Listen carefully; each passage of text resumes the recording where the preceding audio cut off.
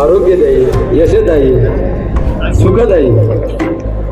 माझ्याकडे ते शब्द कमी पडतील, कारण काय बोलायचं, कसं बोलायचं. ते ज्यांच्या पोटी भगवानरावांच्या पोटी जे जन्मानं आलेले निलेश सांबरे साहेब, त्यांचं पूर्ण कुटुंब असं आहे की त्यांनी या सर्व गोष्टीसाठी वाहून घेतलेलं आहे.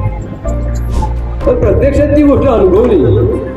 आपले जे वडील आहेत प्रत्येक पेशंटच्या बरोबर हितगुज करताना, त्यांची उठबस करताना, शिवाय त्यांना जी गोष्ट आज तुमचा डबा येणार नाही तर रात्रीचं जेवण आमच्या घरी करायचं आहे, आम्ही फक्त ऐकून होतो. प्रत्यक्षात ही गोष्ट जेव्हा अनुभवलेली आणि किती त्याग करायचा, कमाईतला 90% हिस्सा जो आहे.